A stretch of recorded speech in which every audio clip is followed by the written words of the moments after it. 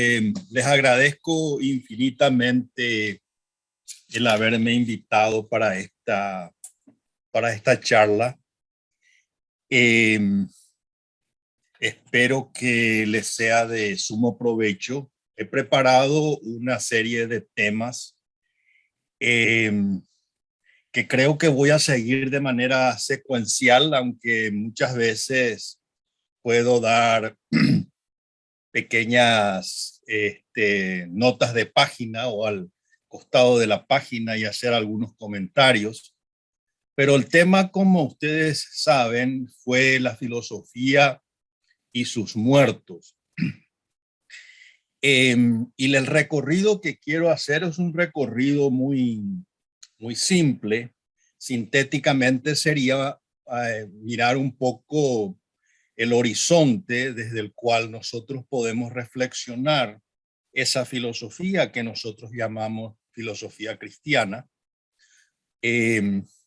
Su horizonte que puede tener un aspecto que yo diría ontológico, voy a utilizar términos que se presupone tienen cierto manejo en una audiencia de una sociedad de filosofía cristiana. Es decir, un primer punto sería una reflexión desde un punto de vista ontológico.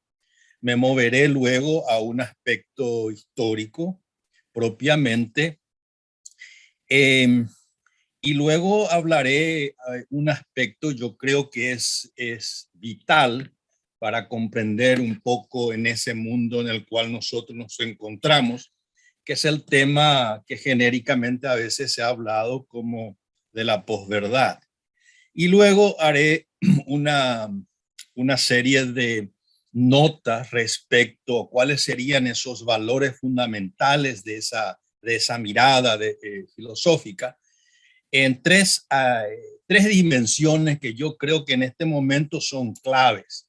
Uno es el aspecto de la razón, o quizás habría que hablar más de las razones, que es un tema realmente complejo, pero voy a tratar de delimitar algunos puntos.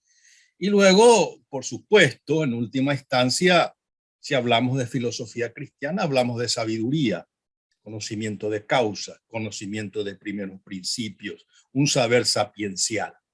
Y por último, como culminación, aunque yo sigo en eso a Jacques Maritain, esa culminación es el comienzo, que es un poco lo que se llama la santidad. Entonces ese va a ser mi itinerario, un itinerario de nuevo que admite muchos recovecos, muchas idas y venidas. Por lo tanto, creo, estimo, con buena voluntad pueda terminar esta posición en 45, 50 minutos, quizás más, pero trataré de hacer lo mejor posible. Y comienzo ya concretamente con precisamente el título de mi exposición, que es la filosofía y sus muertos.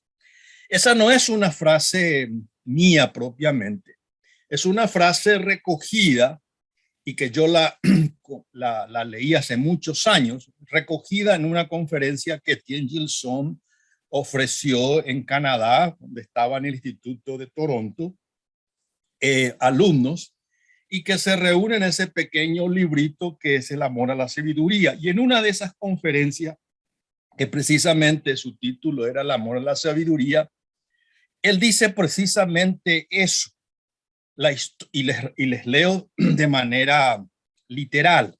La historia de la filosofía no puede ser un cementerio de filósofos muertos, porque en filosofía no hay muertos.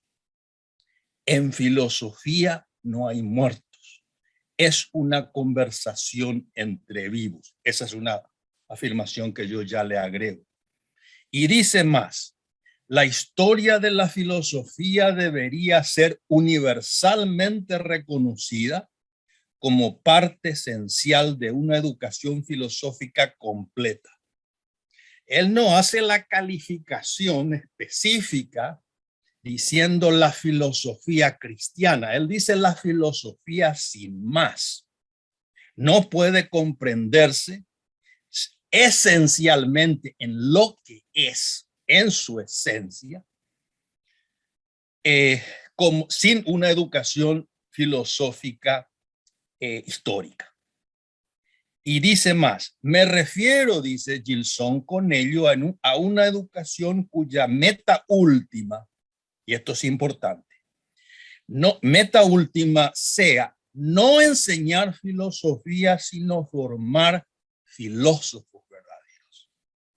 La cuestión no es una cuestión de conseguir la aprehensión de un conjunto de doctrinas, aunque posiblemente sea importante. Lo concreto es filosofar, pensar, discernir, darse cuenta, no repetir solamente lo que otros han pensado. En eso yo creo que esta pequeña introducción del Gilson es vital. Y termino con esto en citando a Gilson, que yo creo que es una, como dicen ahora en televisión, un disparador, dice. Dice Gilson, y como ocurre con todo lo bueno, como ocurre con todo lo bueno, por supuesto, dedicarse a la filosofía es algo bueno. Dice, hay un precio a pagar, pero vale la pena pagarlo. En todo caso, el precio no es como nos los presentan esos profesores de filosofía que en su celo mal dirigido por la pura especulación, por la pura especulación abstracta, tratan de espantarnos de los estudios históricos. Yo creo que ahí viene un poco la forma que yo, por lo menos en ese sentido, heredero de esa tradición, entiendo la filosofía cristiana. La filosofía cristiana parte de ese hecho ontológico de que somos fundamentalmente seres históricos, pero no reducidos a la historia concretamente. Es decir, poseemos una historicidad y que en ese sentido aquellos que tienen mis años recuerdan la famosa forma de expresar eso que tenía Adriano Irala cuando escribía en el pizarrón aquello de ser con los otros en el mundo, abierto a una serie de posibilidades. Es decir, el suelo nutricio del filosofar es la realidad. Y con eso fundamentalmente, esa realidad es una realidad concreta aquí y ahora.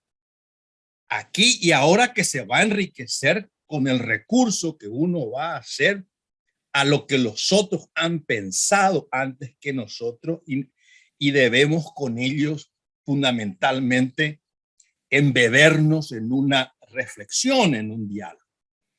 ¿Cuál es un primer punto que uno puede colegir de esto? El primer punto es que no somos neutros.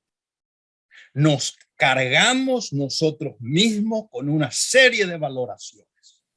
Cargamos con nuestras tradiciones, cargamos con nuestras creencias, tenemos formas de considerar las cosas. Eso no quita que uno no tenga en esa relación con el mundo una objetividad. Por lo tanto, yo creo que ahí hay una cuestión fundamental que distinguir entre la objetividad y a veces ese ideal muy racionalista que tenemos del conocer y aquel sujeto que somos, que estamos cargados de cierta valoración. Ahora bien, es importante también señalar en ese aspecto, es importante señalar en ese aspecto que una de las cuestiones que a veces yo trato de evitar es justamente esa presunción de esa neutralidad que, como dice el filósofo americano, inglés americano McIntyre, es como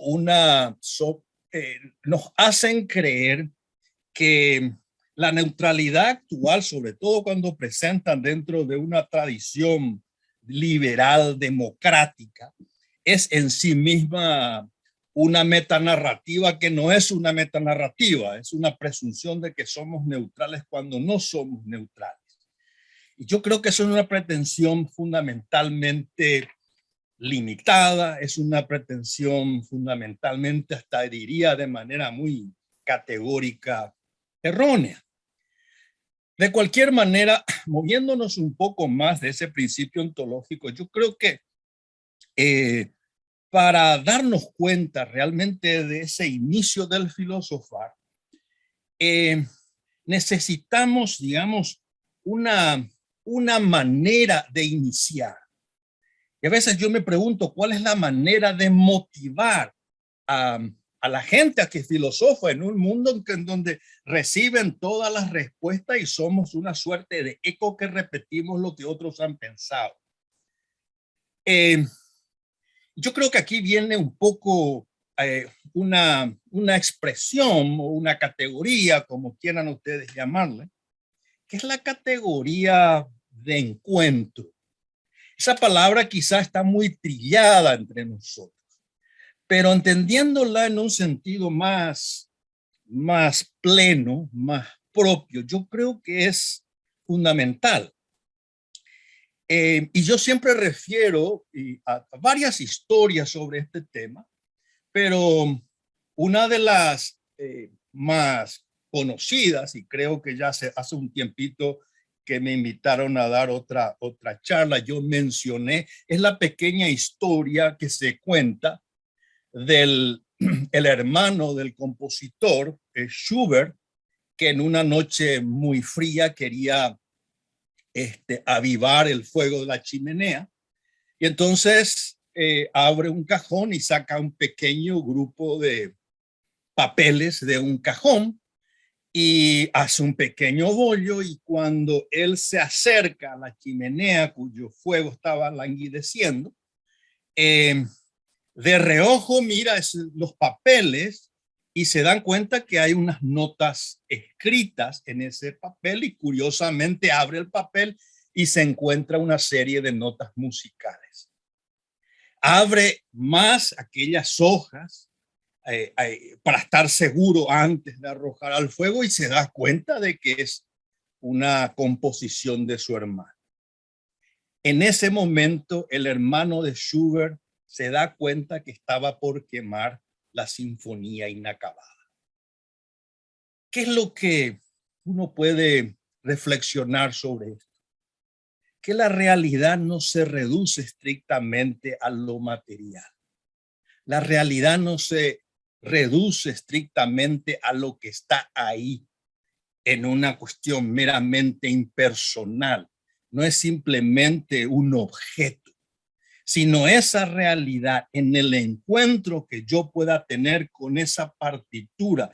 Yo puedo recrear de una manera hermosa de nuevo una sinfonía, y cuya interpretación incluso pueda tener, digamos, grandes alturas como pudo haber tenido cuando Schubert la compuso.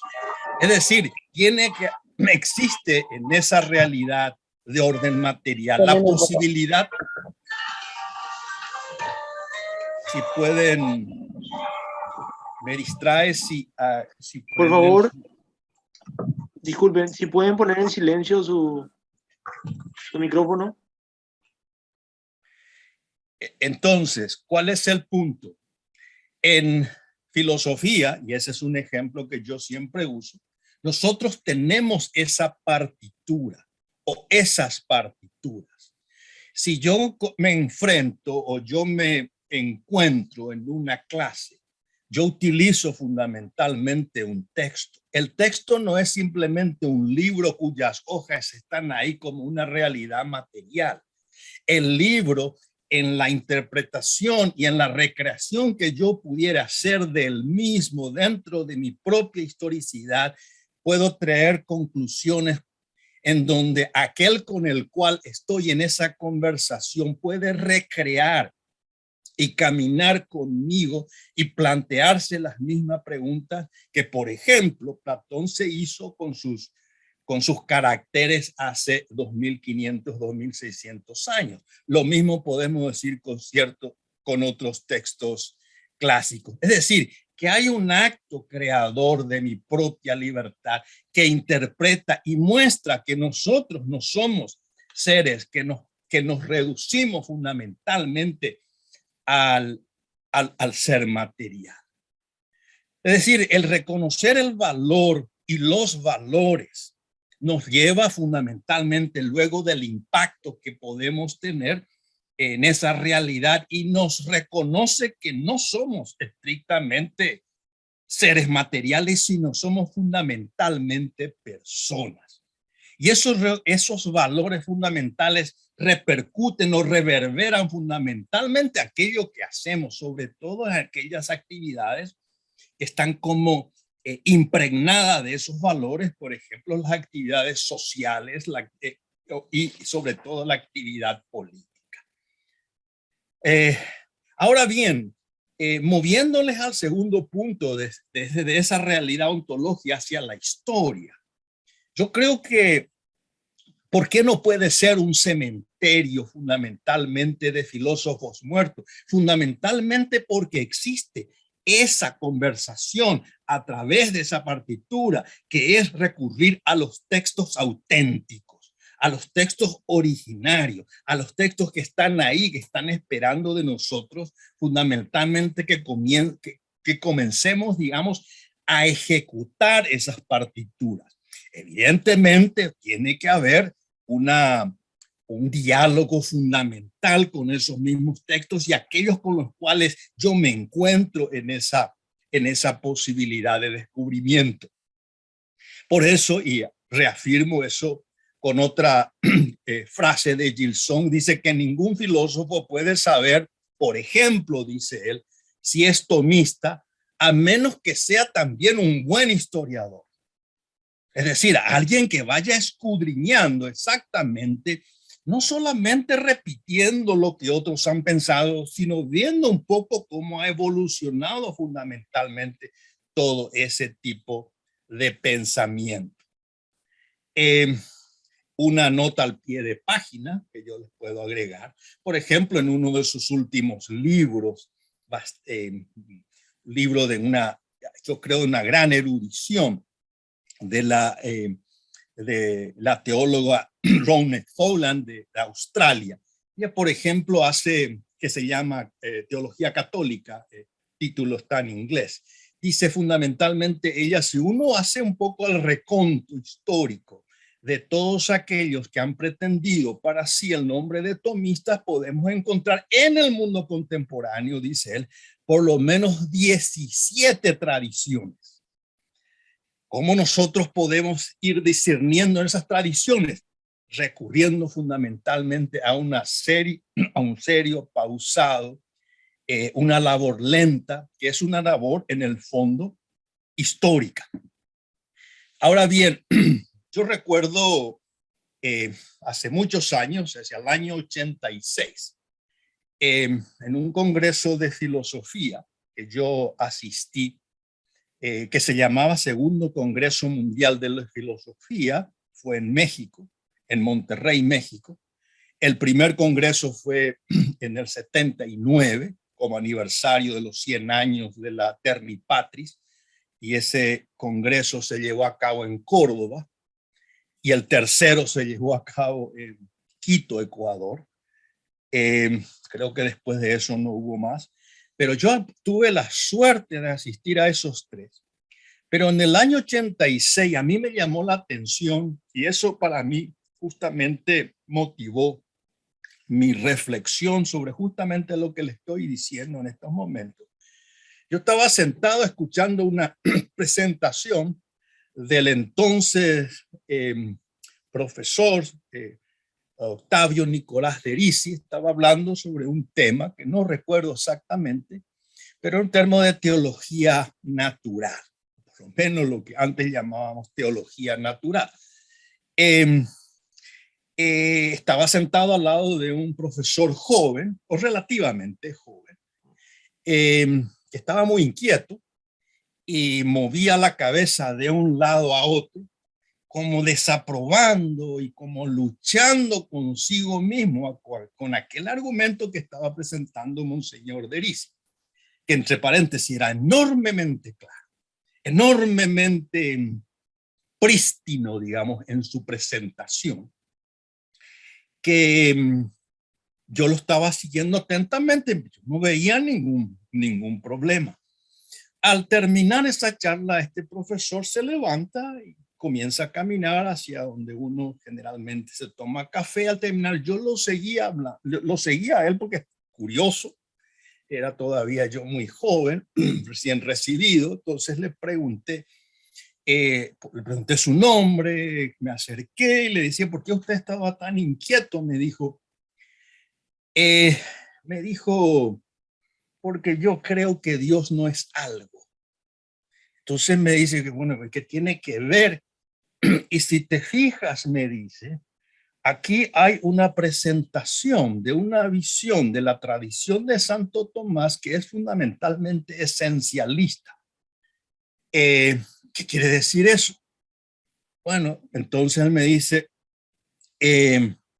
porque también hay una tradición que no es esencialista, que hay una afirmación del acto de ser, de aquel acto que hace que las cosas sean. Y entonces nosotros podemos afirmar que hay toda una serie de cuestiones en ciertas escuelas que las hacen muy esencialistas y hay otras que no. Y entre esas que no, yo me encuentro, por eso estaba yo tan inquieto. ¿Y cuál es esa tradición?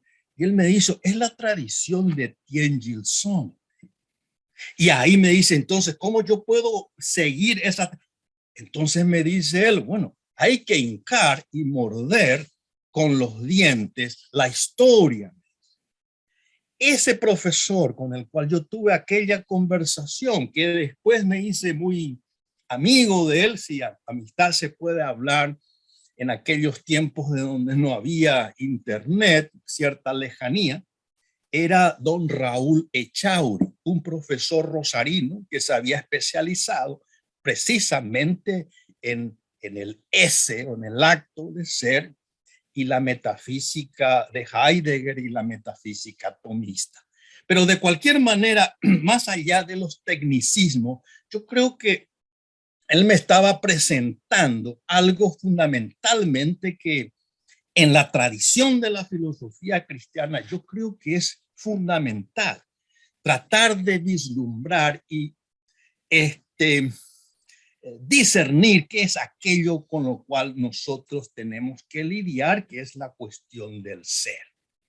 Y aquí quiero hacer un pequeño paréntesis antes de entrar en el tema luego de la historia, en la posverdad.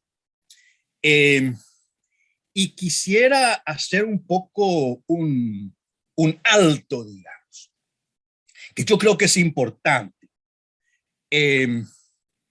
Cuando uno reflexiona y lee con detalle a algunos padres de la iglesia y a los medievales sobre la cuestión que más tarde se va a elaborar y se va a comenzar a hablar como filosofía cristiana, o más, quizás más técnicamente podríamos decir, cuando ellos tratan de ver cuál es la relación que pudiera tener un creyente con ese saber que venía de los antiguos, con ese saber filosófico.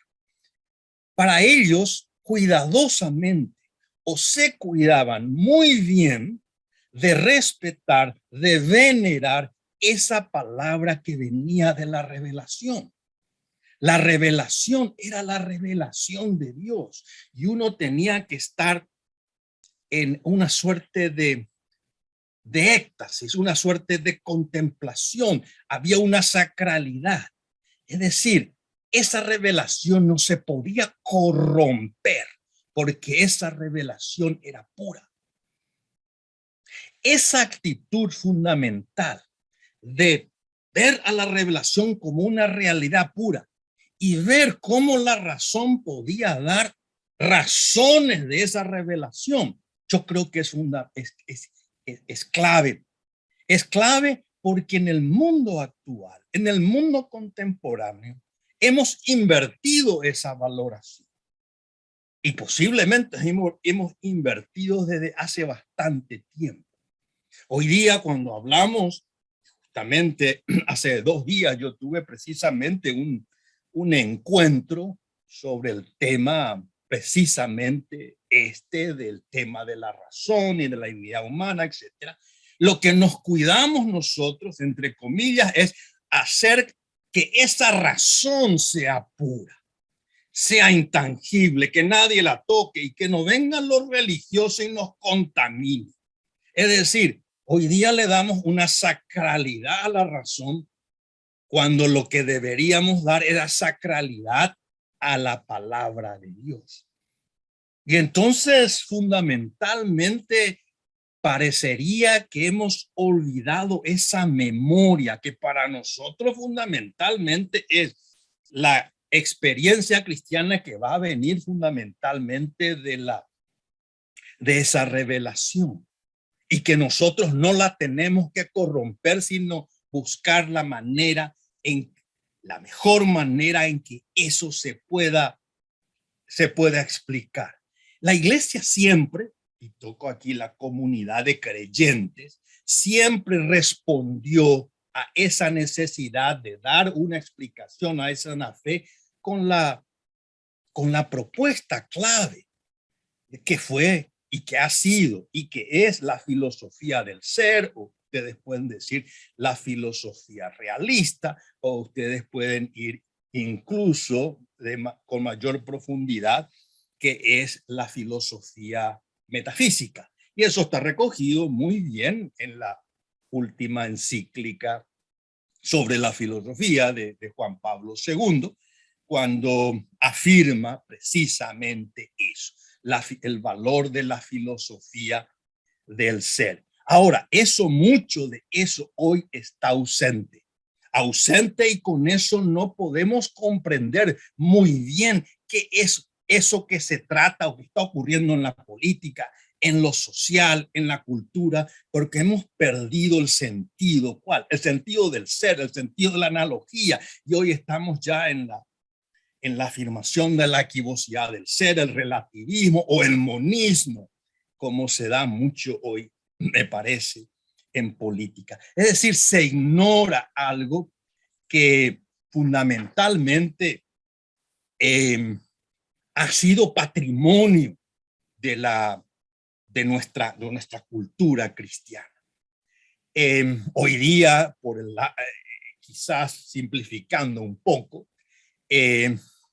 ya se afirma que el espíritu no puede leer dentro de las cosas, por ejemplo, que incluso no puede saber lo que son las esencias, mucho menos la finalidad de las cosas, y entonces tenemos herederos un poco de todo el kantismo, una suerte de configuración de la realidad. La configuración basada, no quiero entrar en esto, de las categorías, etcétera, kantiana. Entonces, configurar una realidad que aparentemente no está unificada, y entonces nosotros vamos fabricando la realidad, vamos creando la realidad, y entonces llegamos por una serie de etapas a un constructivismo donde todo se está reduciendo a una cuestión meramente histórica, pero de una historia que no tiene ningún viso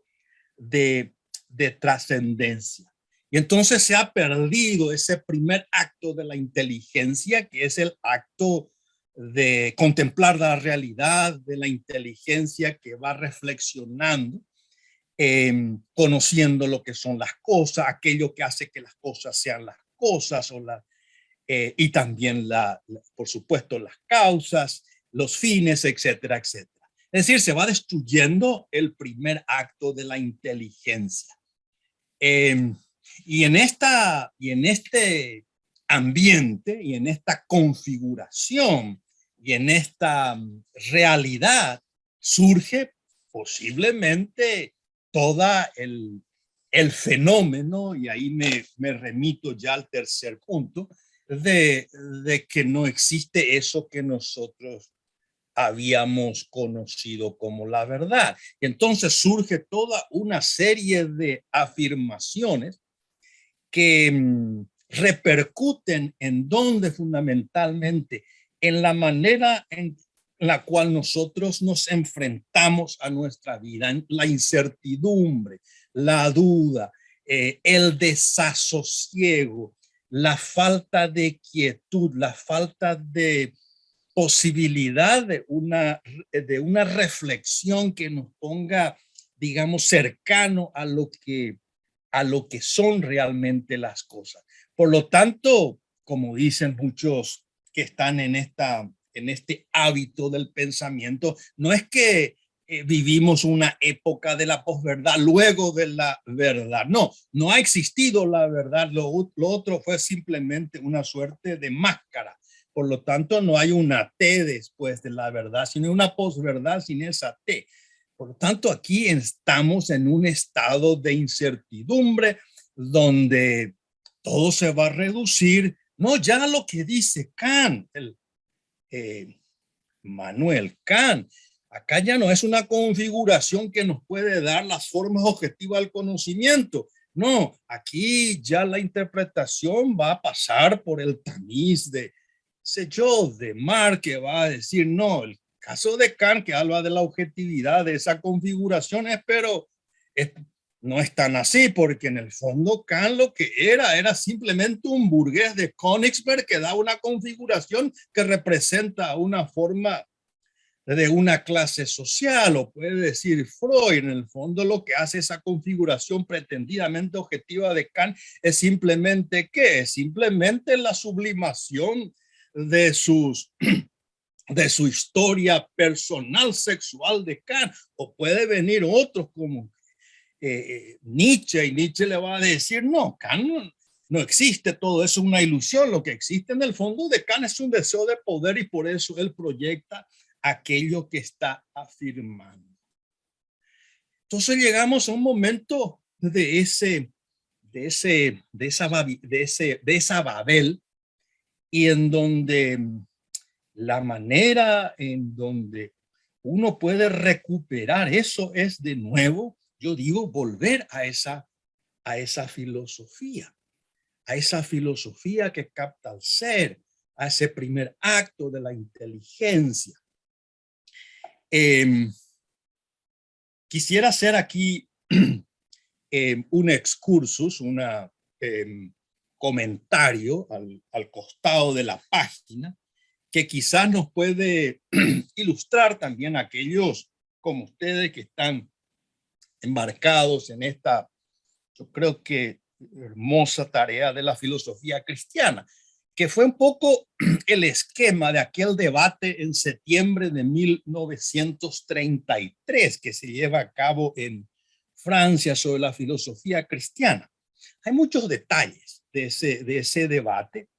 Lo más llamativo, lo más llamativo es que al principio, sobre todo el primer día, se presentan lo que se llama dos papers acerca de la digamos, la reflexión que en ese tiempo se estaba teniendo sobre lo que podría ser la filosofía cristiana en un mundo que venía de toda una tradición liberal, empirista, etcétera, etcétera.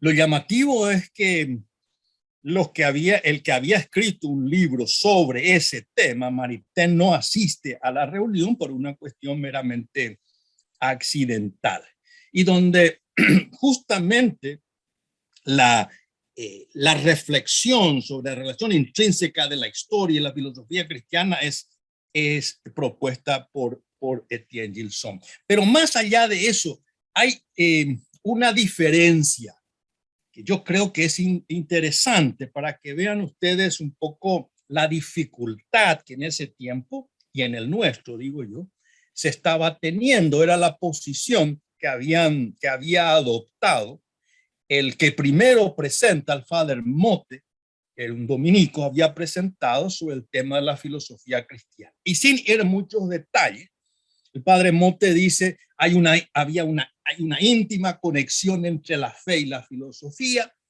se pueden distinguir, pero están íntimamente relacionadas.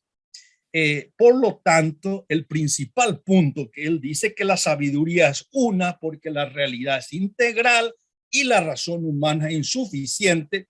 Por lo tanto, la filosofía tiene que estar subsumida en la teología. Estoy sintetizando, simplificando muy rápidamente por cuestión del tiempo. Un profesor mío, profesor, decía sobre esto, decía, bueno, pero si esto es así, entonces, ¿dónde queda Santo Tomás? Decía. ¿Cómo se reconcilia esto? Pues Tomás afirma la verdad de la filosofía y la verdad de la revelación. Es decir, hay un preámbulo y hay unas verdades de fe.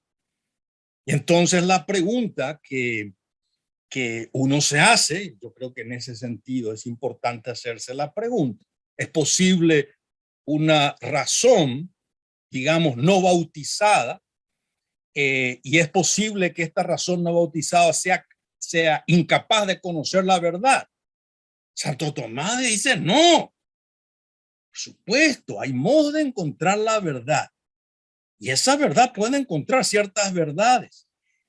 ¿Hay límites dentro de esa verdad? Sí hay límites, pero puede conocer cosas de modo significativo.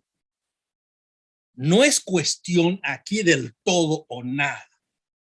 El conocimiento no necesariamente es exhaustivo para ser un conocimiento verdadero. Con eso, fundamentalmente, después va a reflexionar sobre esto, se va a reflexionar sobre esto, y Maritain al último va a decir, cuando tiene toda la, digamos, las conclusiones, dice, esa es la grandeza de la filosofía.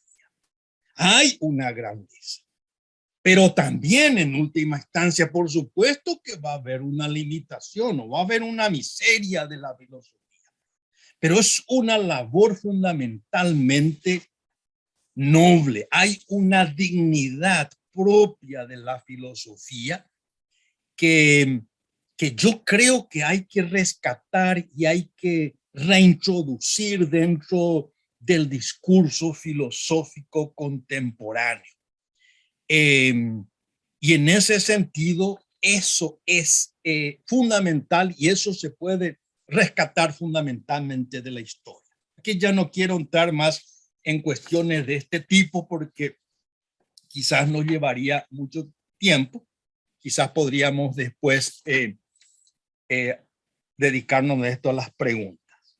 Ahora, avanzando un poco más, hay un tema quizás que dentro de ese horizonte nos puede dar quizás una forma de valorar ese horizonte y que tenemos que valorar eso, aunque el tema es complejo, pero simplemente voy a delinear para que podamos, digamos, tener un poco esa recuperación de la filosofía, que en el fondo es la recuperación de la razón. Pero aquí justamente en el pensamiento actual, y cuando digo el pensamiento actual no me estoy refiriendo solamente a los países desarrollados, también en los países emergentes, porque hoy prácticamente hay un sentido homogéneo de todo esto. Los problemas ya no son problemas reducidos a ciertas élites, son problemas que están que están, qué sé yo, en las redes. Y es el problema de la razón, o el problema que es lo racional, que se entiende por razón. Mínimamente uno puede decir, bueno, la razón es la argumentación. La razón es encontrar los primeros principios, implícitos o explícitos. Razón o racionalidad es cuando se llega a través de argumentos racionales, aunque eso parecería hasta una suerte de tautología.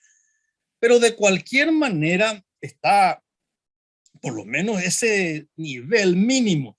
Pero la cuestión no es tan sencilla, porque cuando uno comienza a dar un argumento, una justificación racional a ciertos temas, y uno plantea ciertas cuestiones de orden más práctico, problemas de dilemas éticos, por ejemplo, uno se da cuenta que las respuestas que va recibiendo son ofrecen justificaciones, y esas justificaciones vienen de posturas filosóficas diversas.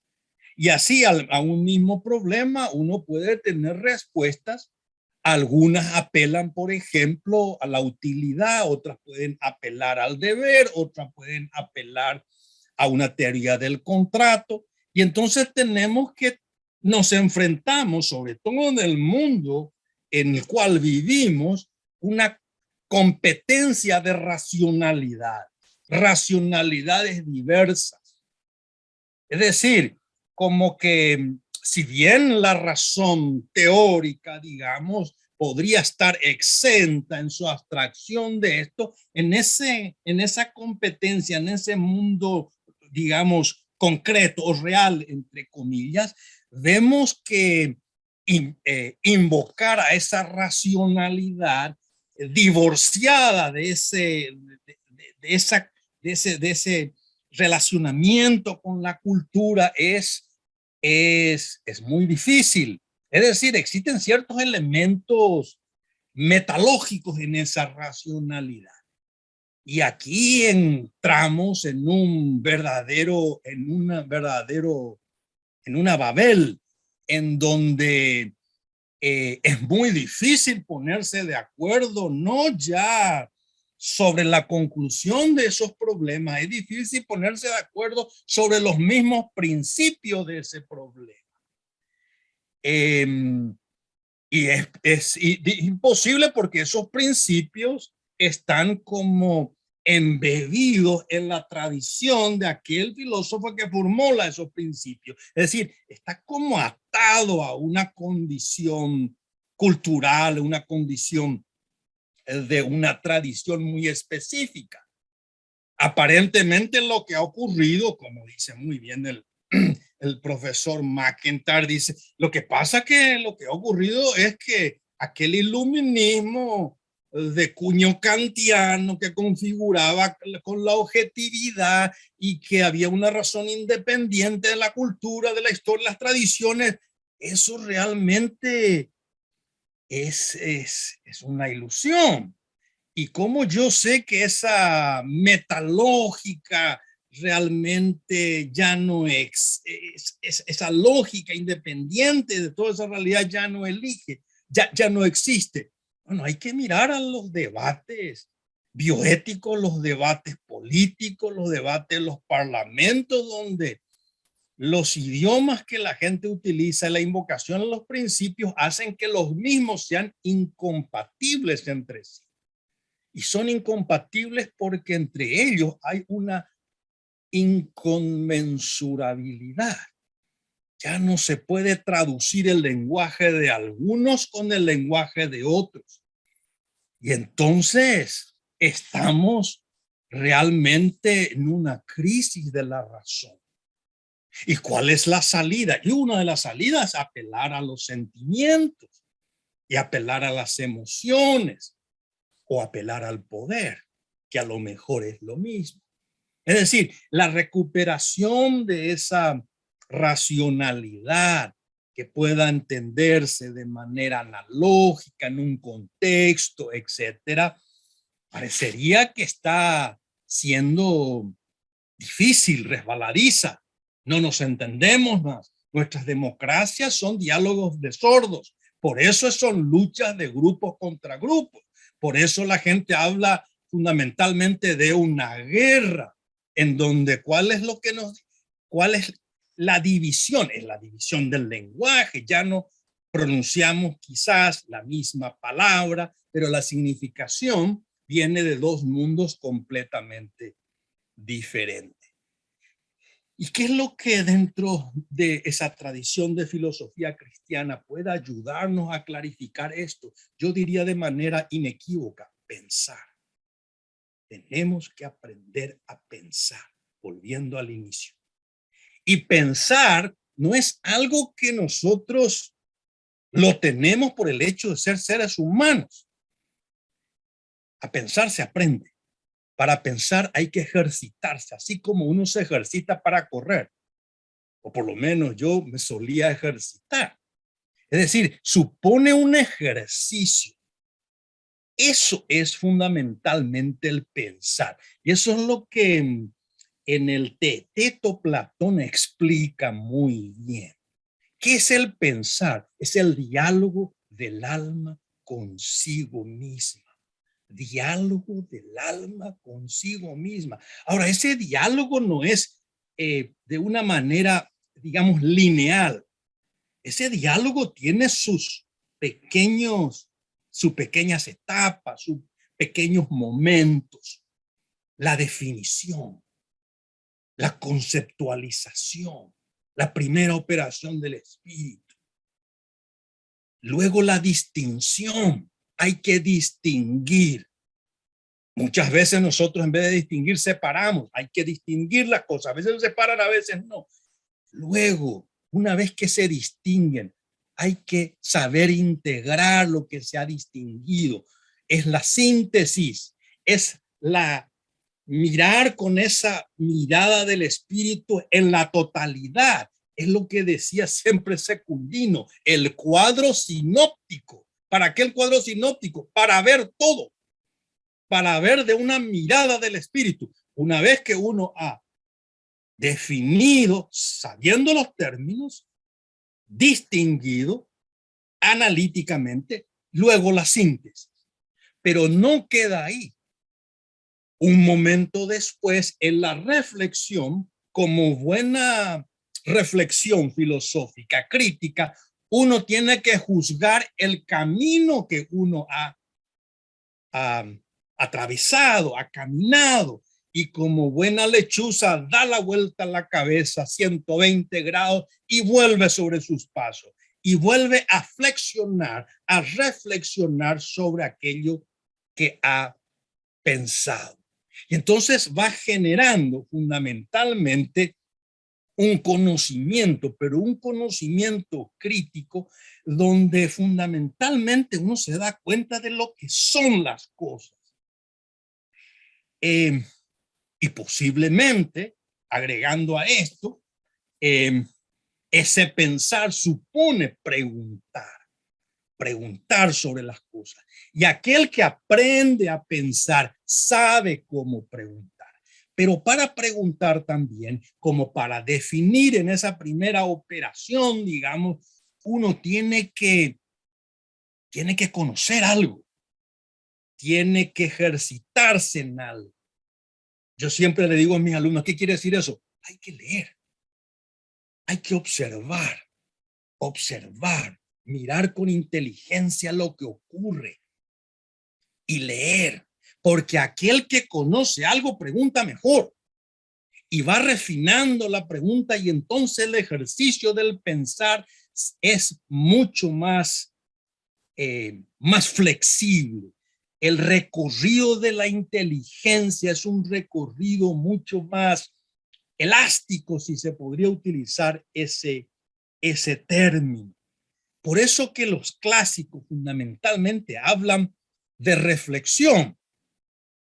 En ese sentido, yo creo que hay una diferencia con una forma, digamos, de pensamiento moderna, en donde no hay nada anterior desde donde se pueda preguntar, porque no hay tradición, porque la tradición y la cultura hay que poner entre paréntesis, uno tiene que comenzar de cero y uno tiene que ser un filósofo porque uno es una especie de Adán. No hay esa filosofía adánica. Uno va cabalgando sobre lo que los otros han pensado. Por eso es importante, vuelvo al punto inicial, la historia. Y todo esto, en última instancia, agota, cansa. Es decir, eso no es una labor fácil. ¿Por qué? Justamente porque es una labor solitaria, es una labor muchas veces en silencio y que no tiene resultados inmediatos. Pero ahí viene fundamentalmente el llamado, yo digo a veces, ese sentido que uno tiene para la vocación en la filosofía. Es decir, aquel que se dedica a la filosofía y se dedica toda la vida realmente ha tenido un llamado y ha tenido una atracción que en última instancia hace que su vida tenga plenamente sentido. Y eso nos puede llevar, y para ir ya terminando, faltan 2 o 3 puntos,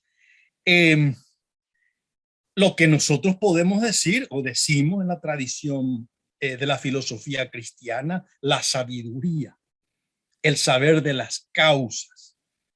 Hoy día, sin embargo, volviendo a la situación histórica actual, la filosofía se la entiende muchas veces como una suerte de vehículo que justifica intereses.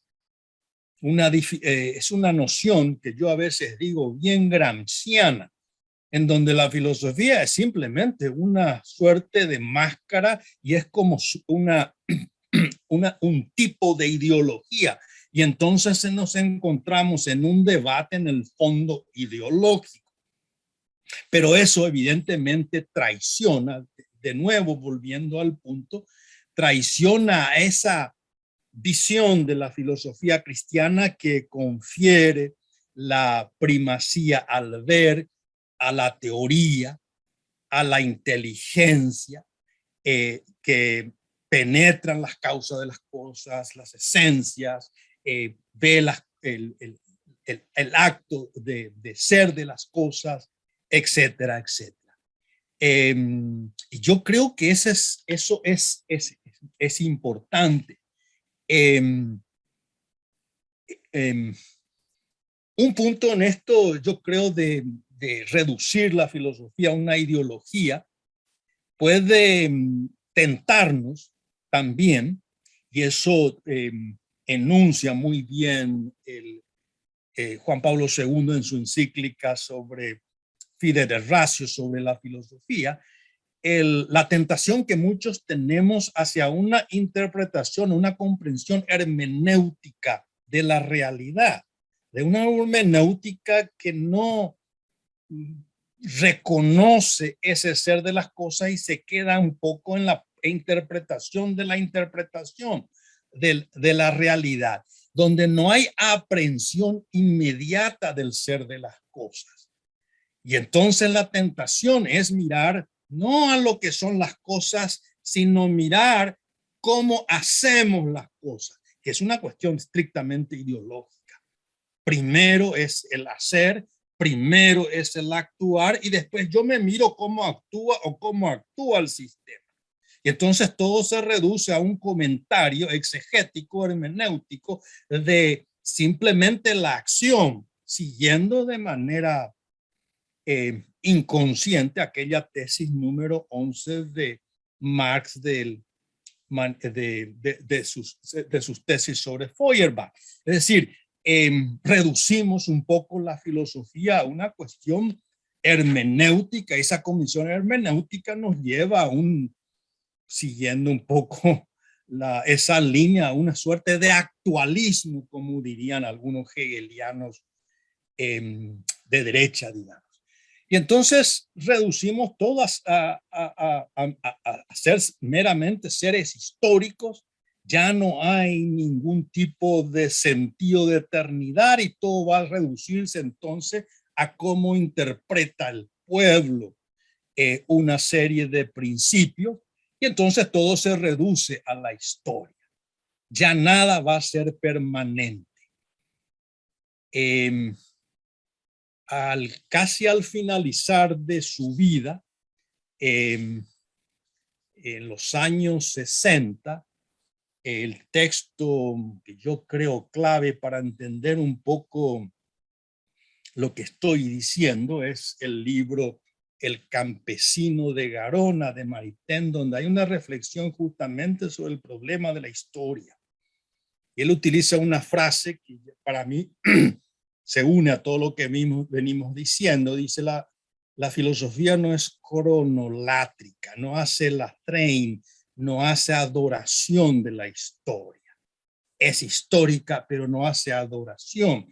Y una de las tentaciones que tenemos es una hermenéutica de una historia que se retroalimenta a sí mismo dentro de su propia inmanencia.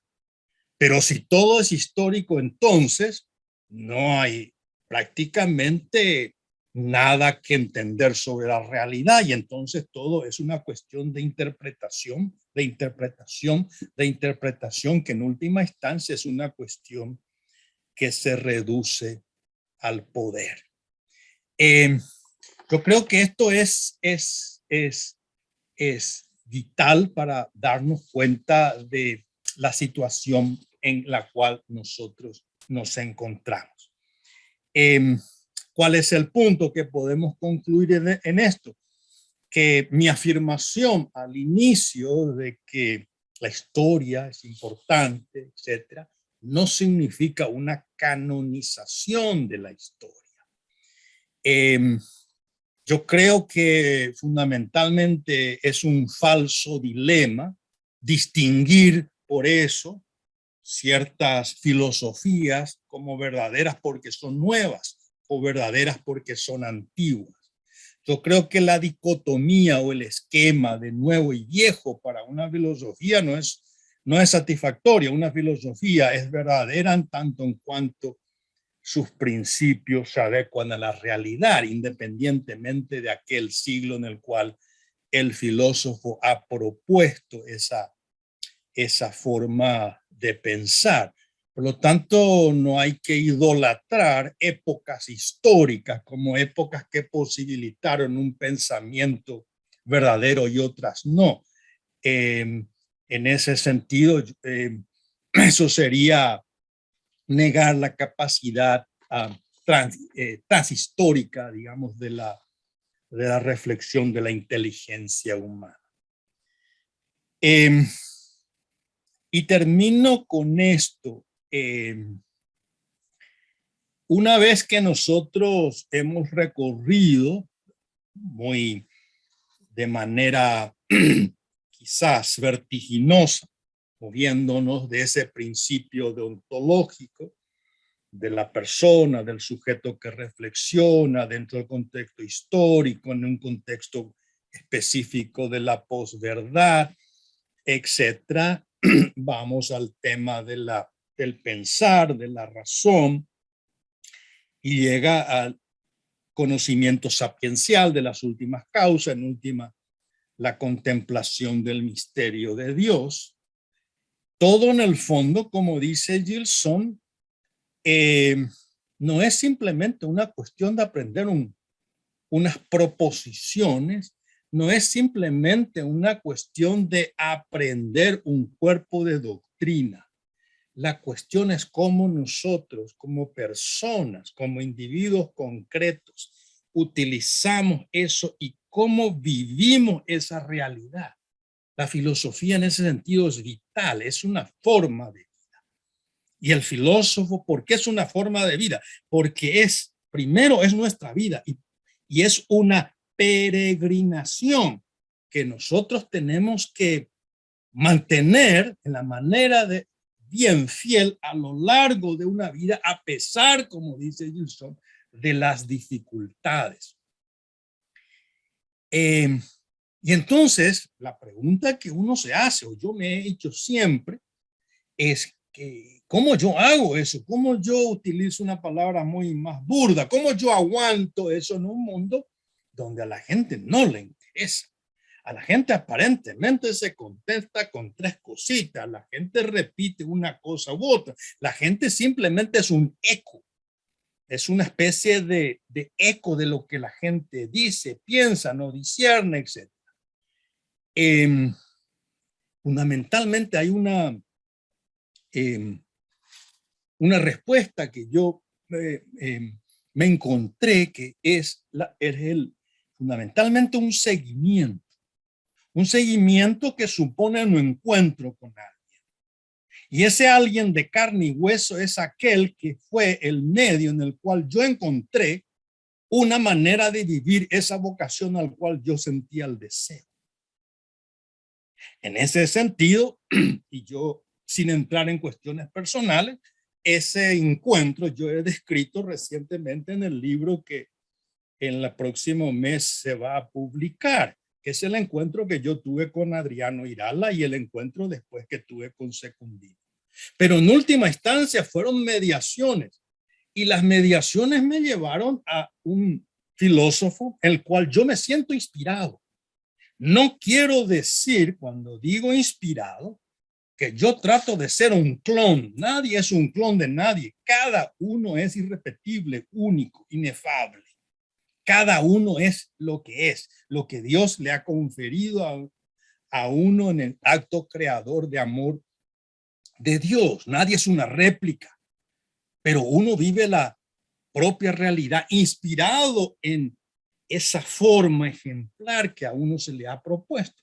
A pesar de como toda forma finita y todo ser humano es finito, un filósofo también comete errores. Ese filósofo que yo encontré fue Maritain. El último libro que escribió el profesor Ralph McInerney en la Universidad de Notre Dame sobre Maritain es una joya, está en inglés, que se llama Las Horas Doradas de Jacques Maritain. Lo presenta en el último capítulo, y yo creo que es un capítulo realmente conmovedor, en donde dice de manera explícita, dice, uno solo puede entender una vida en filosofía como una vida de búsqueda de filosofía cristiana, como una vida de búsqueda de la santidad. Pero cómo esa santidad se busca en esa vida muy particular. Y dice, a través de una vida de estudio de la filosofía. Y al final de una vida de estudio de la teología. Las dos dimensiones, como ya había dicho al inicio, la pureza de la revelación. Y sí, también es una forma de explicación racional en lo posible de esa revelación, en el equilibrio de esa racionalidad con la fe. Por lo tanto, fundamentalmente, esa es el ideal. Y al final dice una cuestión que uno se puede preguntar personalmente, esto es incanjeable.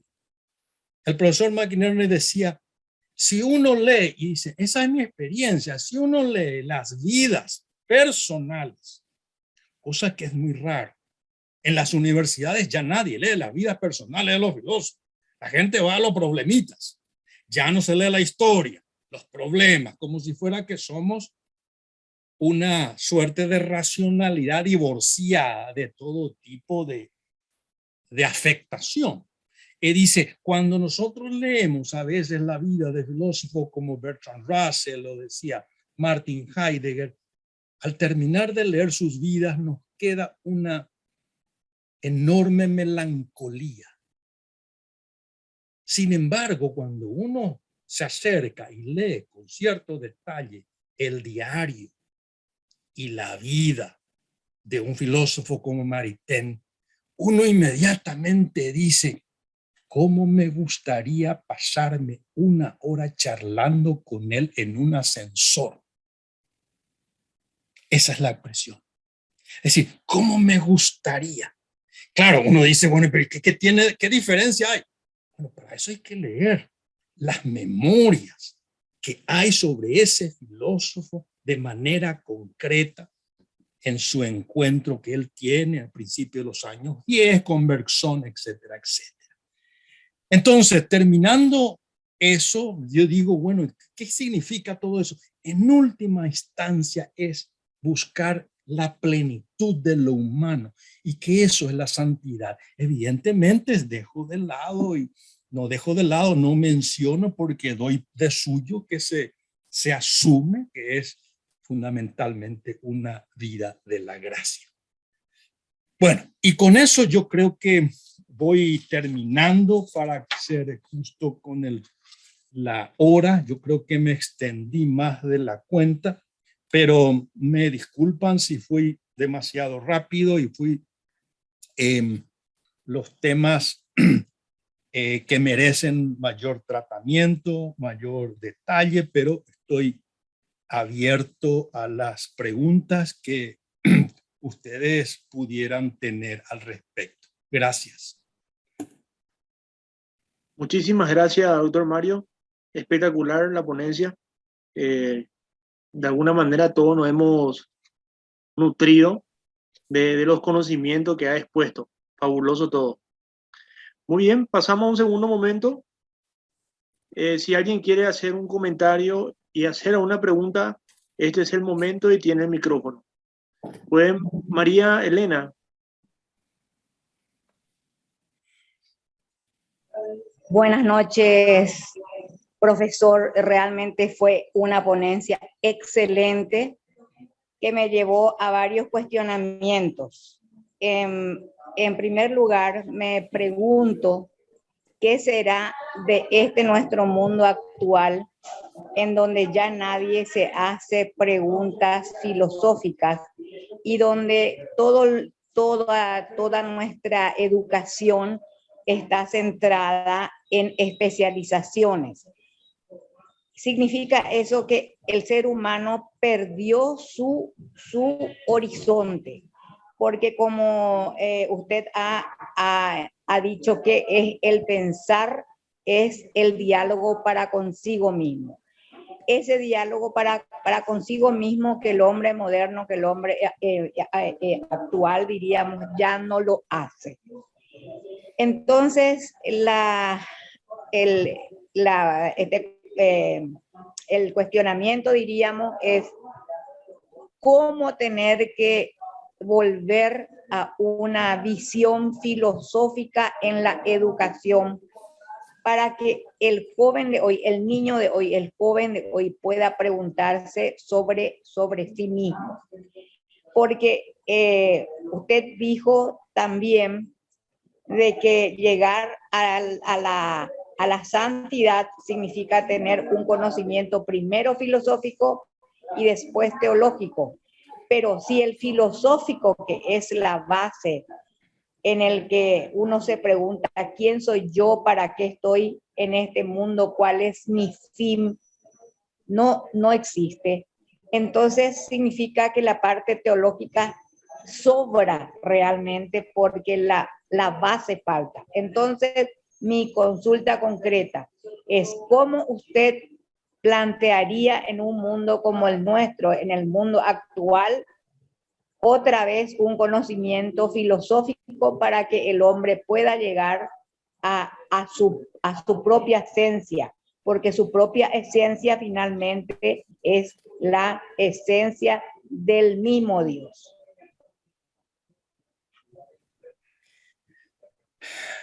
Es una pregunta que muy buena, excelente. Hay muchas dimensiones. Yo la respuesta que le daría es qué es lo que yo hago. No puedo decir qué otros podrían hacer. En última instancia, uno aprende por mímesis, por imitación. Si hay otros que me quieren seguir, muy bien. Si no, no puedo forzar la libertad ajena. Yo creo que de manera implícita o explícita ya está en lo que había dicho. ¿Cómo uno se da cuenta de que es ser humano? Hay momentos en nuestra vida donde hay encuentros, donde yo me doy cuenta realmente que el ser no es el ser material.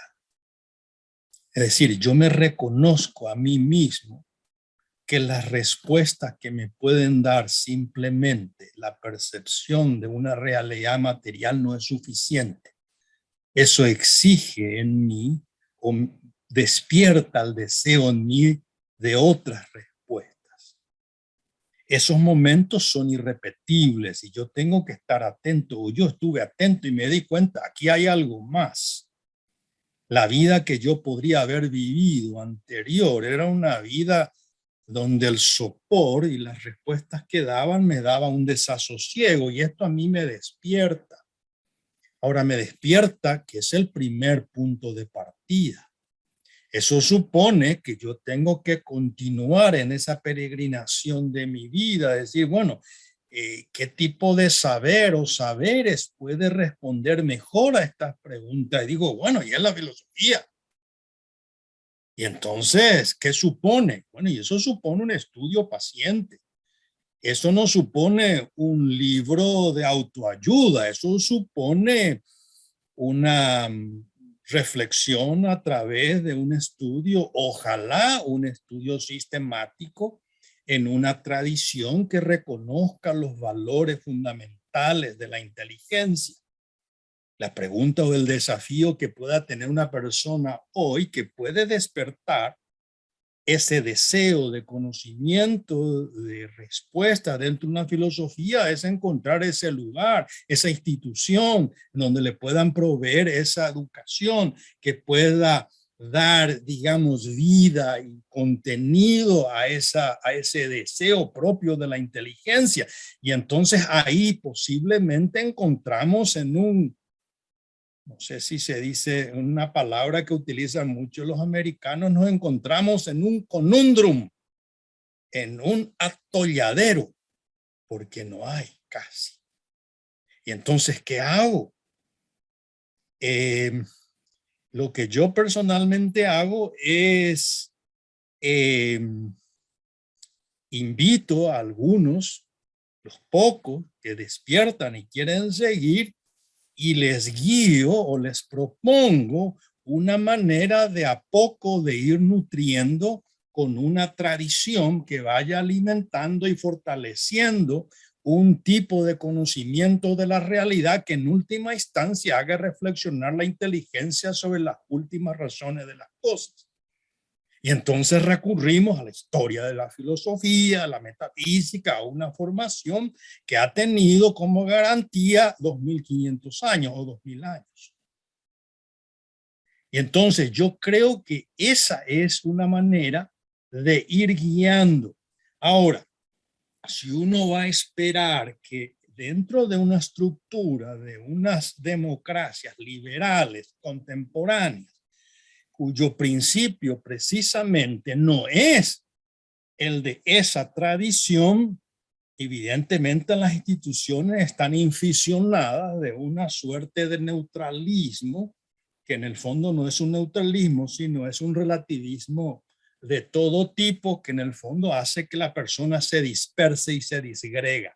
Y en última instancia, entonces la filosofía no es lo que uno, el deseo íntimo que uno ha descubierto sea lo que uno creía que fuera. Yo diría eso. Entonces, recapitulando, no es una cuestión pesimista, es una cuestión realista.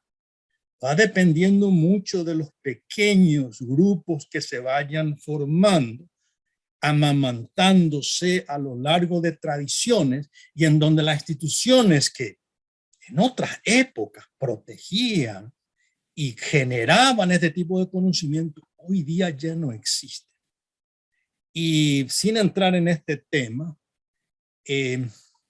yo siempre les digo a mis alumnos, a los que todavía entienden esto, la época de la vieja cristiandad ya no existe.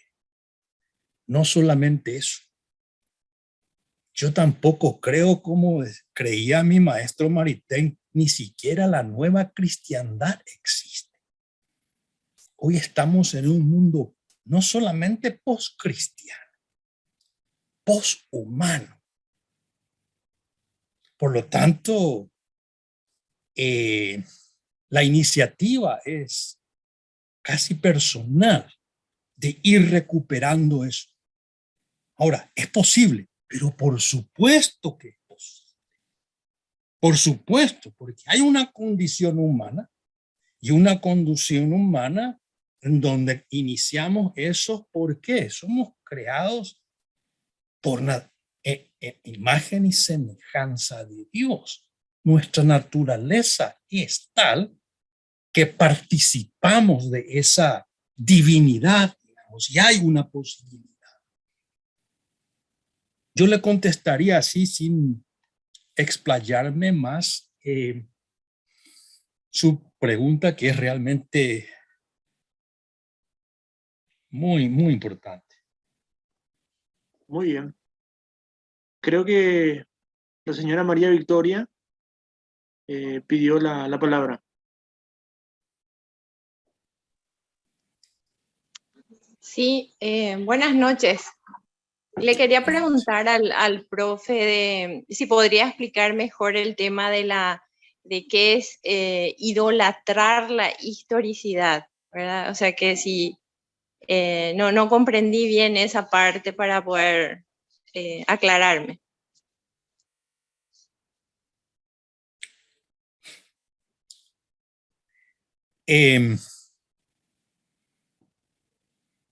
Idolatrar la historia.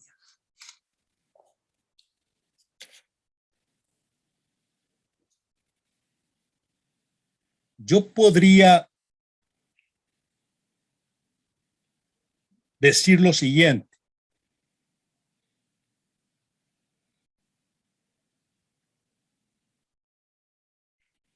Vamos a actuar de tal manera, tomar la iniciativa y construir una democracia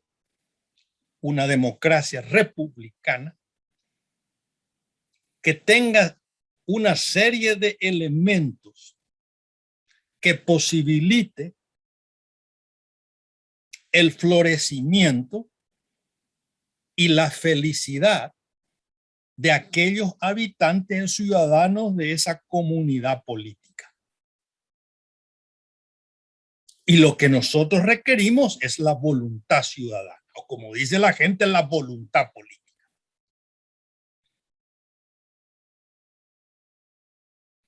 Si yo miro esa afirmación y si yo escucho esa afirmación, lo primero que me viene de manera instintiva es una reacción, es decir, esa es una ilusión. Es una ilusión. ¿Y por qué es una ilusión?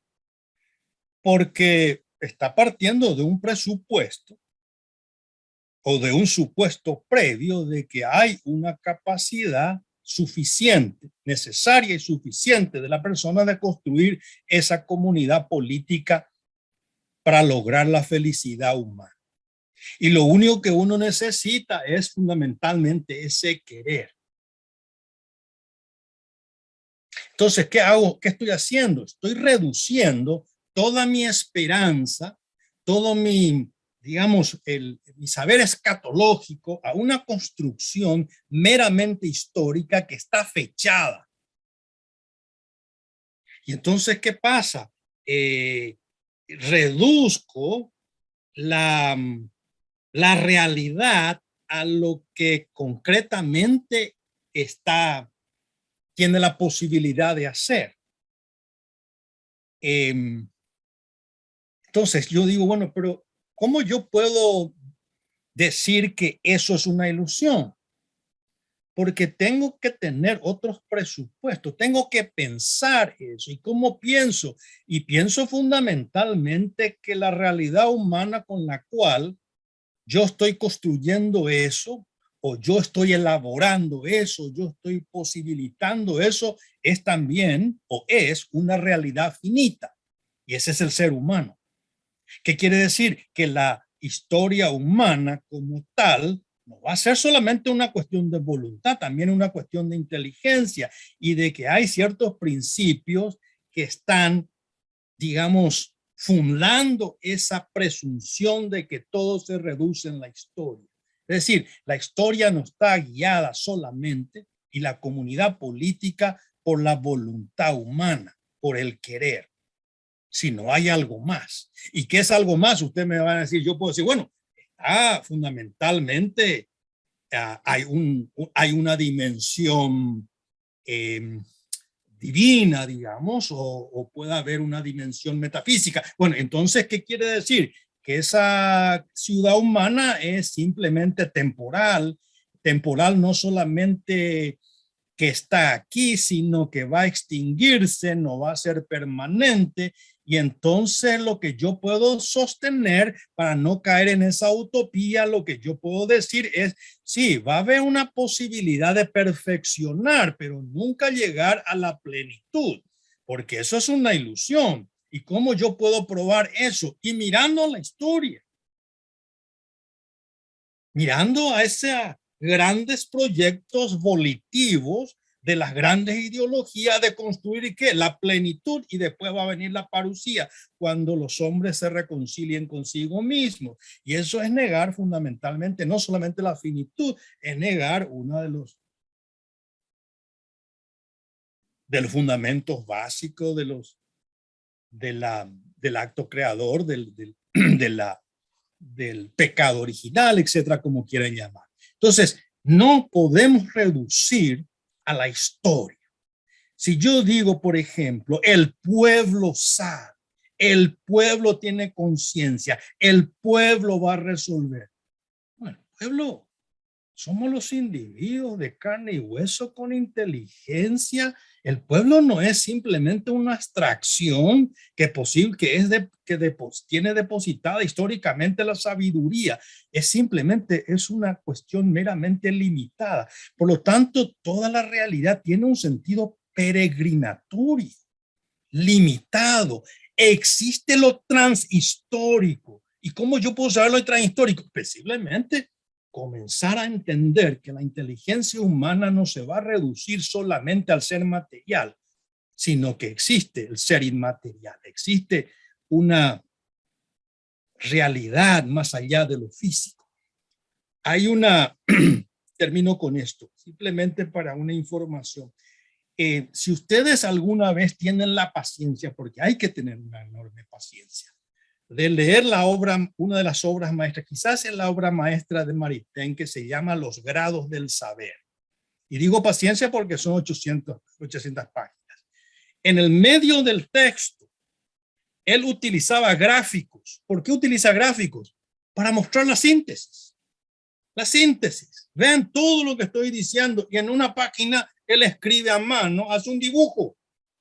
Y el dibujo es una suerte de pirámide. ¿Pirámide desde qué? Del conocimiento meramente inmediato, aprehensión de los sentidos, va moviéndose la matemática, la física, la matemática, la metafísica, en última instancia llega la contemplación. Y entonces es como una fatigosa peregrinación que el ser humano va haciendo, elevándose sobre su propia condición y va abstrayendo, llegando a esos principios. En última instancia se encuentra con ese misterio al cual tiene que contemplar. Y eso no es reducirse a lo meramente histórico. Hay algo más allá de lo meramente histórico, lo transhistórico. Y eso transhistórico muchas veces actúa en la historia. A eso yo me refiero fundamentalmente. No creer que la política es la salvación del Paraguay. No es la salvación del Paraguay. No es la salvación del mundo, de ningún país. Reducir toda la historia. Ese yo creo es el punto que yo que quise decir. No sé si aclaré más. Muy bien. ¿Alguien más quiere preguntar algo, hacer algún comentario? Nacho, quiero hacerle una consulta al profe. Sí. Robert, tuyo la palabra. ¿Qué tal, profe? Recién dijiste que estaba estudiando a Secundino Núñez, a Adriano Irala Burgos. Creo que el libro, uno de los que escribiste, se titula Los que se fueron.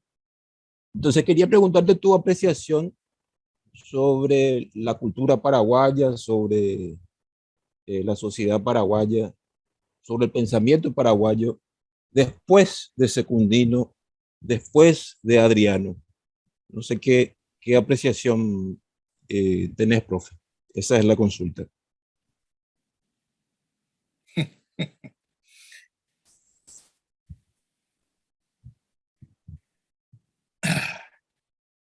La verdad que pensé mucho ese tema. No sé si me animo a darte un juicio. Y no me animo a darte un juicio, una evaluación, porque yo soy un transterrado. Transterrado es una experiencia que fue descrita muy bien por el discípulo el maestro de Leopoldo Sea, que es alguien que no vive físicamente en el país, pero vive físicamente en el país, vive en su memoria. Porque como Adriano me dijo cuando yo salí del Paraguay, me dijo, acordate que la patria no se lleva en la planta de los zapatos, como decía Danton. La patria es una virtud, o el patriotismo es una virtud que exige hábitos. Y los hábitos no necesariamente son físicos, pero también son físicos, porque nosotros somos un compuesto. Y entonces, yo no tengo la experiencia directa de la realidad de esos 30 años, o quizás 20 años, en el caso de Secundino, quizás más breve desde su fallecimiento, y del caso de Adriano un poco más. ¿Qué ha ocurrido? ¿Cuál es el pensamiento? Mi intuición, y tengo que elaborar más sobre esto, he escrito algo, y voy a adelantar algo, porque me emociona. En el año 93, cuando yo estaba estudiando acá y estaba dando vueltas sobre qué podría escribir sobre mi tesis doctoral, yo recibí una carta. Eso lo explico en un libro que voy a publicar, si Dios quiere, en julio. Una carta de un gran profesor americano que se llamaba, ya falleció, McLean, McLean, George McLean. George McLean fue compañero y luego profesor con Adriano en Washington cuando estaba haciendo su máster en filosofía, Adriano, en la Universidad Católica de América. Yo lo conocí al profesor McLean porque había visitado Asunción, invitado por Adriano, y yo me había acercado mucho al profesor McLean en aquella época por diversas circunstancias, hablando, por supuesto, de filosofía. Luego lo perdí, pero cuando había llegado yo aquí, yo estaba consultando y yo le mandé una nota a él. En aquella época no había internet, por lo tanto era el correo. Y este profesor ya de cierta edad me contestó con una hermosa carta que yo la tengo guardada de 3 carillas. Una carta preciosa. Y en esa carta me dice McLean, mire joven, me dice en esa época, lo que el Paraguay necesita es rehacer el sujeto social y moral de la democracia. De la misma manera que Maritain trató de reconstruir el cuerpo moral de la democracia luego de la hecatombe de la Segunda Guerra Mundial. Palabras más, palabras menos. Decía, hay que reconstruir la democracia. Y después va en consideración. ¿Cuál era la tesis de él? La democracia no es un régimen de gobierno. La democracia no es una especie de cáscara que se construya con la Constitución, sus libertades, con su preámbulo y su protección de los derechos. Eso es parte. La democracia supone un ethos, un contenido. Y ese contenido, si no existe una serie de hábitos, disposiciones, es lo que Maritain dice, la democracia viene desde abajo con el fermento del evangelio, dice, y viene desde arriba con la revelación, esa famosa reflexión que todo el mundo le critica hoy. Entonces decía, eso tiene que hacerse en el Paraguay. Y entonces me dice, yo le exhorto a usted que usted escriba cómo eso se puede hacer en América Latina, me dice. Bueno, yo traté de hacer algo, eso, y esa es mi tesis doctoral. Es decir, cómo se reconcilia una tradición que viene, digamos, de aquel barroco español que evangeliza, y cuando se encuentran con las libertades modernas de la democracia, cómo se ensambla eso. En América Latina eso fue una tragedia porque habían guerras civiles por todos lados, desde los cristeros hasta la división en América Latina entre los liberales, por un lado anticlericales, liberales anticlericales o liberales demócratas anticlericales, en católicos autoritarios integristas contra los liberales, y entonces era una serie de luchas. ¿Cómo reconcilia eso? Yo a veces llamo a eso la esquizofrenia. Hoy eso desapareció. Y entonces ese fue el intento, ¿verdad?, de construir dentro de esa tradición una posible reconciliación. Fue posible, en algunos casos sí fue posible. Fue exitosa. Bueno, de nuevo, volviendo a la historia, eso nació, maduró, creció y se derrumbó, se declinó, diversas causas. Y entonces, en el caso paraguayo, yo creo que esa es la labor pendiente. Y ahí la responsabilidad que uno tiene, yo a veces siempre digo, es una responsabilidad demasiado grande, porque eso supone proveer ciertas ideas que no se captan. No es una cuestión meramente moralista, es una cuestión de instituciones, que es un poco la institución de la república. O como a veces yo digo, no de la república en sí misma, del republicanismo, del control del poder. No es una cuestión partidaria, es una cuestión institucional. Entonces ahí viene un poco lo que yo digo, ese fue el intento un poco de Adriano, de ver cómo se va elaborando eso. Y Secundino, todos sus artículos eran la reivindicación de la labor política, siempre la política, no degradando la política, al contrario, reivindicando el valor de la política, de la buena política. Yo creo que esa es una labor que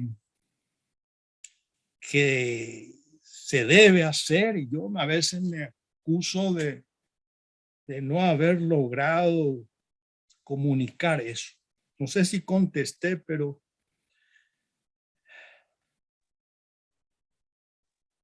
Muy bien. Gracias, profe. Doctor Mario, yo quisiera consultarle una apreciación personal que usted tiene del por qué no se valora el pensamiento de Tomás de Aquino y por qué creen algunos intelectuales que Tomás no es actual, especialmente de cierto sector ideológico.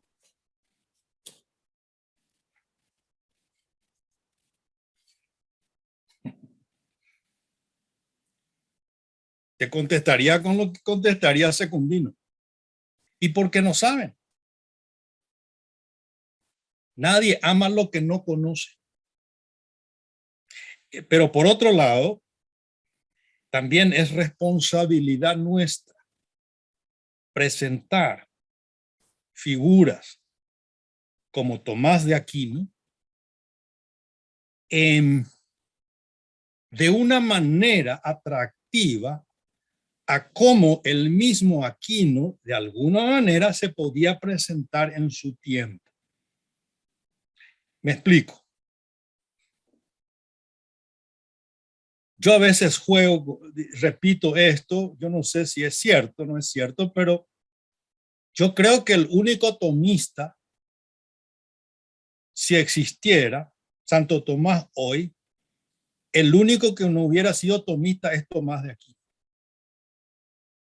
Porque nosotros tenemos a veces la tendencia demasiado arraigada de reunirnos un poco en grupos, en pequeñas comunidades, nos cerramos entre nosotros y estamos debatiendo en guerra cultural.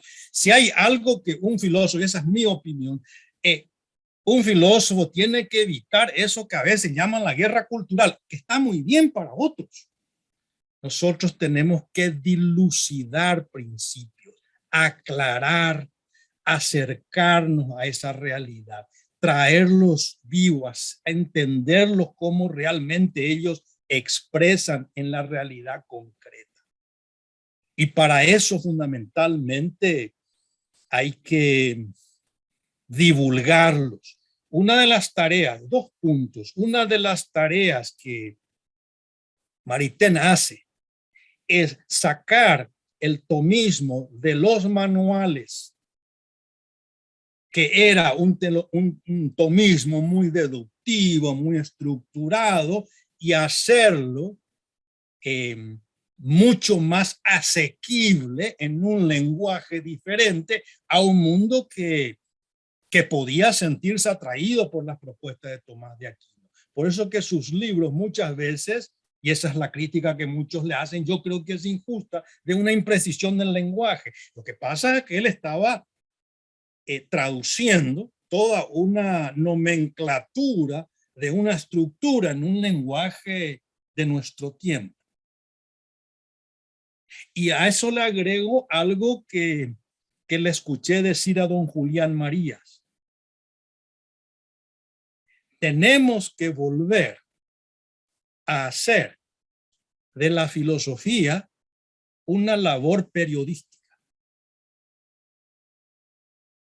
¿Quién hizo eso? Ortega y Gasset. Si ustedes conocen un poco la historia de Ortega, era el diario, escribía en el diario de manera frecuente. ¿Y cuál era la tarea de Ortega? Y eso dice Julián Marías, que fue su discípulo, es decir, traer un poco la abstracción y hacer que el hombre de la calle entienda estos grandes problemas, que van a ver que esos problemas no son ajenos al mismo y no son arcanos y escondidos. De ahí sale su famoso artículo, que si alguna vez lo leen, es realmente célebre. Un artículo que se titula El periodismo y la filosofía. Por supuesto, las críticas van a venir de la derecha y de la izquierda.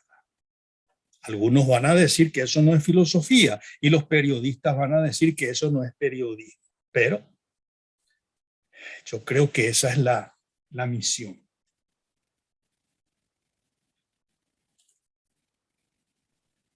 Muy bien. ¿Alguna otra consulta al doctor Mario?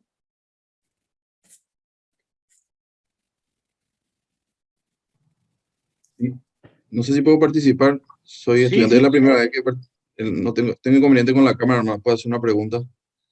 claro, adelante. Tengo 3 años de filosofía en el periodo teológico, ahora retomé estudiantes de leyes, materia de quinto en la católica, en nombre de Héctor Manuel. Solamente quería preguntar, hoy se celebra el Dies Natalis de Fyodor Dostoyevsky, un escritor que conocemos que pasó por Bolonia, hizo mucha filosofía existencialista.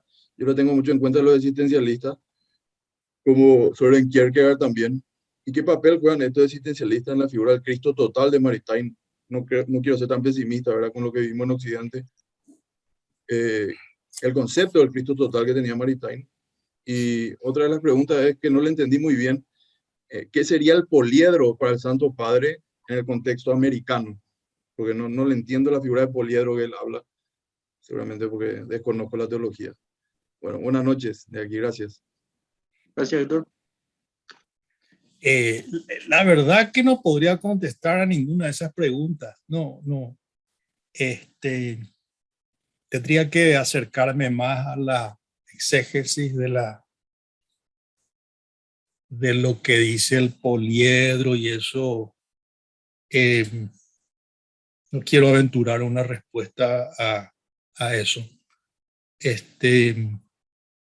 Y respecto a Maritain del existencialismo, yo creo que el existencialismo es muy rico, pero habría que matizarla.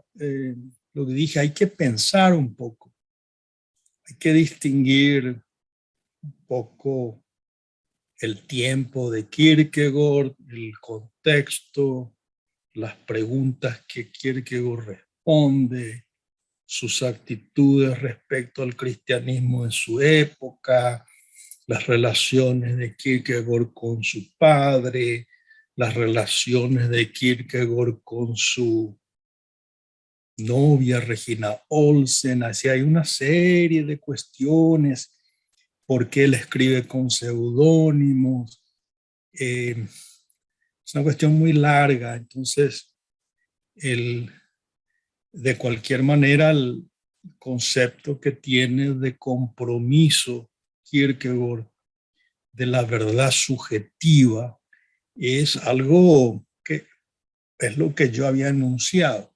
Una cosa es la verdad subjetivista, otra cosa es la verdad subjetiva, porque Kierkegaard enseña muy bien que uno tiene que aprender la verdad y hacerla de la verdad nuestra vida. Es decir, al filósofo cristiano, sea existencialista o tomista, a nosotros se nos juega la vida.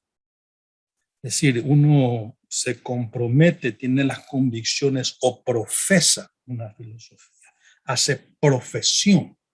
¿Por qué? Porque uno va comunicando lo que es su propia vida y esa es una elección en la cual uno va profundizando, porque en última instancia eso es el significado total de la vida de uno. Es decir, ese es el sentido último. Por lo tanto, si uno hace filosofía y hace tal filosofía, es porque uno tiene que estar dispuesto a morir por esa filosofía.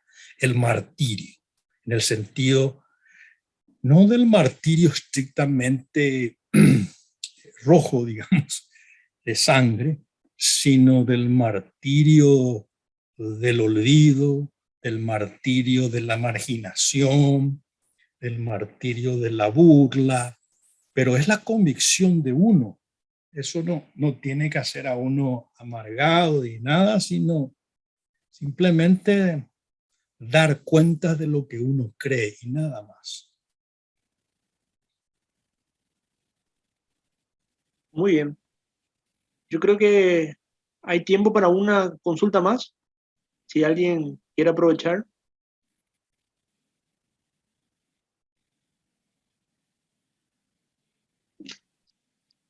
Muy bien, Nora, última consulta.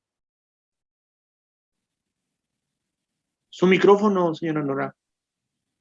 Perdón. Buenas noches. Gracias por el encuentro. Una consulta, me dejó un poco en estado de shock esta afirmación suya de que hoy en día, incluso en las grandes universidades, ya nadie se acerca a la vida personal, a la historia personal de los pensadores. Y pregunto, ¿se debe a qué? O a una, o sea, mejor dicho, si usted puede explicar desde su punto de vista, ¿a qué se debe una postura como esta? porque en una tradición ya de modé, tal vez para muchos el encuentro humano es esencial. Uno no puede descarnar el pensamiento. Pero quedó sorprendida porque honestamente no sabía que era la realidad de lo que nosotros llamamos como los grandes centros de pensamiento. O sea, que en un país como el nuestro, donde no hay mucha cultura, pero ni intelectual ni filosófica, seamos un poco, tal vez, tacaños en el tiempo que damos a la lectura, ni que sea la escritura, ¿verdad? Somos la mayoría, casi todos ágrafos, pero ¿por qué motivo se perdió este deseo de encontrarse con la persona? Solo eso. La cuestión es muy larga. Las instituciones, posiblemente en la expansión de una noción de democracia impersonal, en inglés dicen fairness, imparcial. Imparcial fundamentalmente significa que una institución educativa tiene que proveer una serie de conocimientos imparciales. Imparciales significa que hay un modelo implícito de racionalidad, que es una racionalidad científica, empírica. Y esa racionalidad se aprende cuando se la comunica independientemente de los afectos que el profesor o el educando tenga. 2 más 2 es 4 independientemente de mi estado de ánimo. Posiblemente eso está discutido ahora por la posmoderna, porque van a decir, bueno, lo mejor ese 2 más 2, 4 es producto de un profesor burgués, etc. Pero de cualquier manera, esa impersonalidad implícitamente viene de un modelo de escuela donde la racionalidad ha abandonado una antropología mucho más integral. Y entonces hay una distancia entre el profesor y el educando. Incluso hay toda una protección jurídica de ese hecho por el cual el profesor, habida cuenta la objetividad que supone ese conocimiento, no puede inmiscuirse en los deseos, las tendencias, las cuestiones personales de los alumnos. Por lo tanto, es un repositorio de conocimientos objetivos presuntamente neutrales, donde uno va comprando, como puede comprar conocimiento en un objetos en un supermercado. Entonces, toda ese encuentro se va limitando, se va articulando, se va evitando a través de las instituciones. Y se forma, evidentemente, un sujeto altamente autosuficiente. Altamente insuficiente al punto de ser totalmente reacio a cualquier tipo de sugerencia de orden personal, aunque sea la más nimia. Entonces se genera una sociedad que puede ser altamente eficiente, pero que fomenta fundamentalmente un voluntarismo individual en donde nociones como la del bien, el bien común, son prácticamente puestas de lado. Y esto puede embebir no solamente a una tradición de orden marxista, sino también a una tradición de orden liberal. Es más que una ideología, yo diría que es una cosmovisión, es algo mucho más englobante. Entonces, esa conceptualización, esas categorías de afecto, encuentros son prácticamente desconocidas. Ahora, uno puede decir, pero entonces, ¿dónde existe una necesidad en esa gente de ese acercamiento? Bueno, de existir existe porque no dejamos de ser seres humanos, pero la formación ideológica y que va estimulado, yo creo, de manera exponencial por los medios digitales, donde se fundamenta la falta del rostro, la impersonalidad, los juicios sin consecuencia, yo debato y no sé con quién le estoy insultando. Todo eso va fomentando una forma societaria, digamos, totalmente impersonal. Y entonces tenemos ese efecto. Eso socava o limita esa forma mucho más humana, pero por supuesto. ¿Por qué? Porque todo conocimiento parte de los sentidos. Ya tiene que haber una cercanía. Entonces, esa es toda una explicación más o menos. Uno dice, ¿cuáles son las raíces filosóficas? Bueno, ahí tendríamos que entrar en una cuestión muy larga. Pero, Ceci, uno puede auscultar eso en la observación diaria de el rechazo que tiene la gente de ninguna imposición, que en el fondo a lo mejor es legítimo, pero a veces la imposición, ¿qué significa? La imposición significa que la gente a uno le aconseja no hacer ciertas cosas y uno toma como imposición, como si fuera que no hay una tela común que nos une a los seres humanos, como que la educación no es una cuestión de imitación, como que si no hay relacionamiento, etc. Y entonces la sociedad se fragmenta. Y yo creo que esa es lo que está pasando. Y que posiblemente se ha exacerbado un poquitito, un poco, bastante, a través de toda el fenómeno de la pandemia. Muy bien. Muchísimas gracias, doctor Mario Ramos. Un cordial saludo le hace llegar el presidente de la asociación, Víctor Vargas, a usted y a todos los participantes. El agradecimiento especial también a los maestros que han acompañado. Estuvo con nosotros el profesor José Brum, que también le hace llegar un saludo, un gran maestro. El profesor Robert León, entre otros maestros que han participado. Y maestras, por supuesto. Agradecimiento también a Cáritas Política por la propagación de la invitación al Areópago Cordillerano también.